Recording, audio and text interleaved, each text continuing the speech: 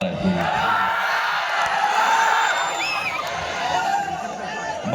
फड़फड़ा रही थी, लेकिन उसे क्या पता था कि गलत लोगों के अगर मुंह लगेगी तो हम छोड़ने वालों में से नहीं। मैं उन कांग्रेसी गुलामियों की तरह नहीं हूं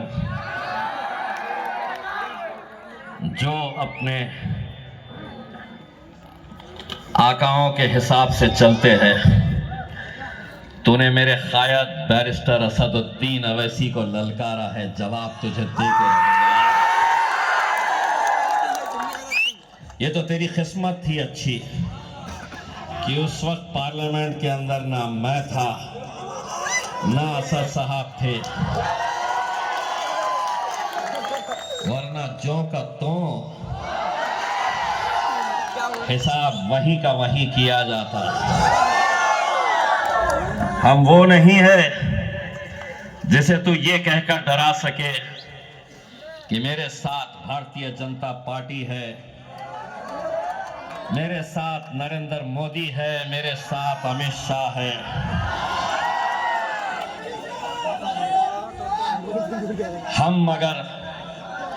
हम अगर डरते हैं, लोग हमसे कहते हैं कि इतना बोलते हो, डर नहीं लगता। हमारी फितरत से वो कहां वाकिफ है। हम डरते हैं, यकीन मानिए हम डरते हैं, लेकिन तेरे जैसे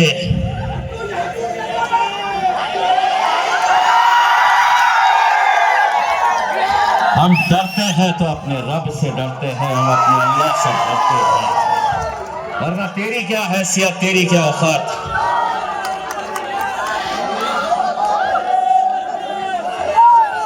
मैंने जरा सा अकोला के अंदर जवाब क्या दे दिया तो कहने लगी तेरे जैसे 56, तुझे 56 की जरूरत नहीं पड़ेगी, अकेला काफी हो।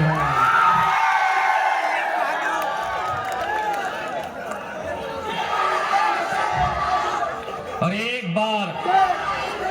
एक बार अच्छी तरीके से सुन लो, जिस तरह से हमारे भाई आनंद राज साहब ने कहा है, बहुत ज्यादा तादाद की जरूरत नहीं पड़ती है, बहुत ज्यादा हमें इतने सारे एमपीज हैं तो हम बहुत ताकतवर हैं, हमारे पास 300 एमपीज है तो हम बड़े ताकतवर हैं।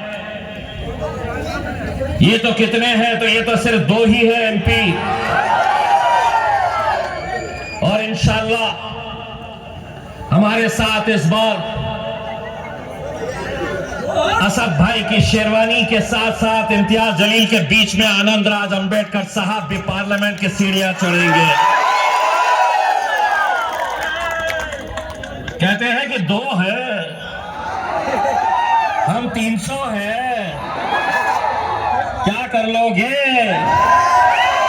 सुनना चाहोगे? जंगल में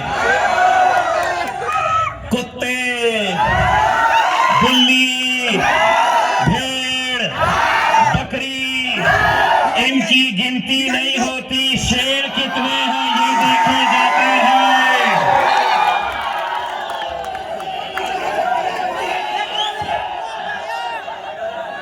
जब हम चुनकर आए थे, अरे बैठो बे, अभी तो शुरुआत हुई है, बैठो। जब हम चुनकर आए थे तो उस रात को नरेंद्र मोदी ने अमित शाह साहब को फोन किया, और फोन करके क्या सवाल किया है जानते हो? अरे ओ सांभा, कितने आदमी है रे? उसने कहा कि साहब मजलिस के 2 आए हैं इस बार। तो मोदी ने कहा वो 2 और हम 300। तो अमित शाह ने कहा कि साहब हम 300 हो गए लेकिन वो 2 हम पे भारी है। तादाद मायने नहीं रखती है। तकलीफ उन्हें इसी बात की अब सताती है कि वो अकेला था शेरवानी, तो नाक में दम करके रखा था। ये दूसरा भी आया है तो बहुत बोलता है। हम बोलेंगे, इसलिए बोलेंगे हम कि पिछले 75 सालों से तुम ऐसी महफिलें सजाते थे, तुम बोलते थे और हम सुनने का काम करते थे। तुम बोलते थे, हम सुनते आए हैं, हम सुनते थे। लेकिन अब दलित मुसलमान एक ताकत बनकर खड़ा है। तब एक बात सुनो, अब हम बोलेंगे और तुम्हारे पप्पा को भी सुनना पड़ेगा। अब हम बोलेंगे और तुम्हारे बोल में जोर से मैं हूं। हम बोलेंगे और तुम्हारे ओ ताई मी आता बोलणार, अर्धा उत्तर तुम्हाला द्यायचं आहे आणि जोरात द्यायचं आहे। कोणाला घाबरण्याची आवश्यकता नाही। डॉक्टर बाबासाहेब आंबेडकरांचं संविधान आहे आपल्या रक्षणासाठी आणि त्यांचे नातू आनंदराज साहेब इथे बसलेले आहे। हम बोलेंगे और तुम्हारे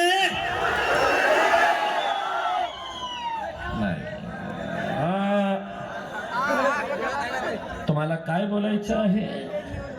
तुम्हारे बाप को भी सुनना पड़ेगा। मी अर्धा बोलेल, तुम्ही अर्धा बोला।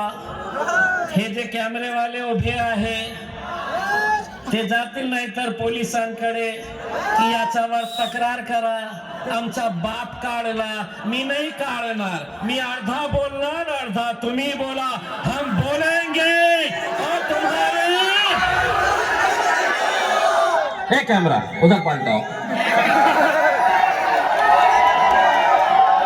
हम बोलेंगे और तुम्हारे आता माझ्यावर केस होणार का, घंटा होणार, बाबाजी का ठुल्लू येणार,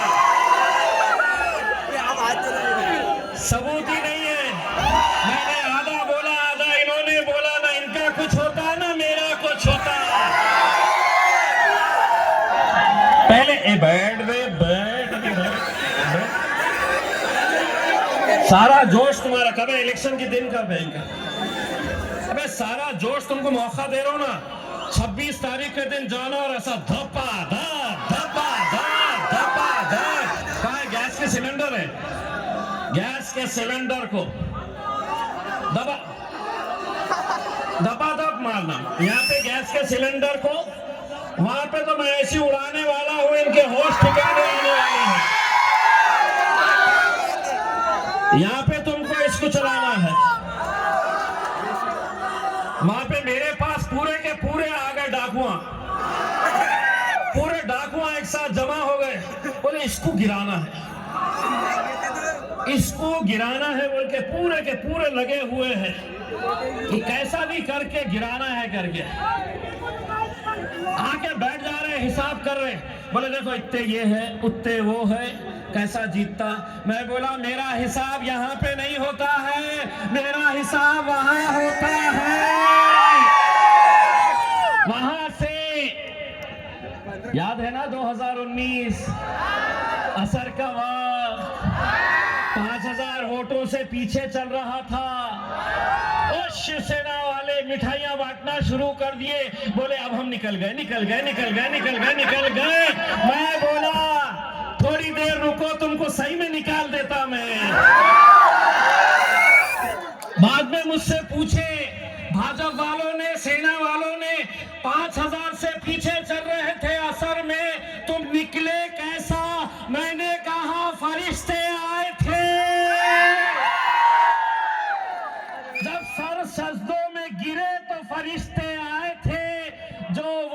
तुम्हारा था मेरे हिस्से में आए थे।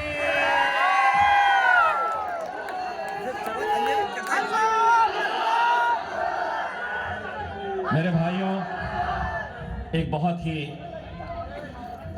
मुश्किल दौर से हम गुजर रहे हैं। एक बहुत ही मुश्किल वक्त